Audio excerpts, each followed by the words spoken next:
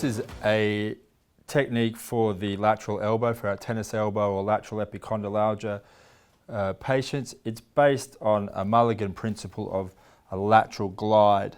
And we've seen research on that show that we get very nice improvements in pain-free grip strength and in pressure pain thresholds around the elbow. And that's been reproduced by a number of researchers. We've also seen studies on various taping techniques, both a boxing technique as well as a lateral gliding technique in the past, showing similar improvements in pain-free grip strength and pressure pain thresholds. So this particular technique is a little bit different to the traditional Mulligan technique. This one is actually going to combine several of those things together.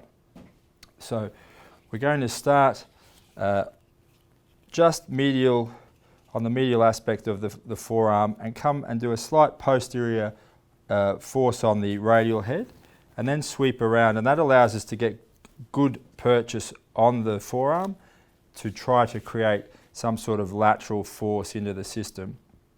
If we do look at some of the studies on that, they've shown that it doesn't need to be really strong, about 1.9 newtons, which is really a relatively small force. So in many cases, a single layer of tape is probably sufficient. In this case, we're using a double layer, a power band. It depends on the size of the person, the forces they're going to be putting through, and so on. So we start with them in a supinated position. We're going to peel off, making sure we're not touching the glue. It can be a good idea, because we do have these superficial vessels here, to just apply a dressing first, just some Fixamol or Coverall, just to reduce the friction going through there and the likelihood of blisters occurring or irritation occurring. So anchor point with no tension. Peel off the backing paper enough to get around the arm. I'm going to come in now and create a bit of a posterior orientation here as I sweep around. I need to keep that tension on. Again, I'm not overly stretching the tape, but I'm just maintaining the tension. Now as I provide or apply a lateral glide, I need Nick here to keep his wing tucked in or his elbow tucked in and not let me push him laterally. And I can come in with my web space and I can create this lateral force into the system.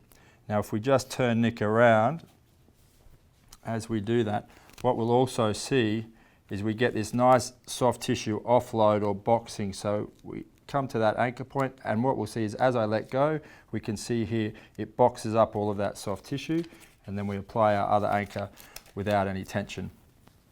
Hold that very well, once again to maximize your adhesion. So now we end up with this soft tissue offload. Again, we've seen nice results in some of the research with McConnell boxing and similar techniques. We get this relatively circumferential component, which is similar to our traditional counterforce brace tennis elbow strap. And then we've got this laterally directed force into the system.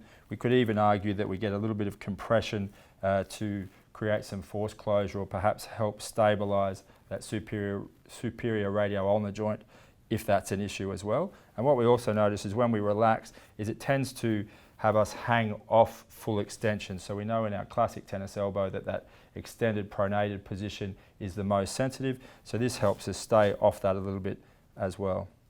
If necessary, you can apply a 3-inch or 7.5 centimetre cover strip to that, but it's not generally necessary. Go back and re-evaluate your pain-free grip strength. We should see immediate improvements generally. If not, then it may be worth trying something else.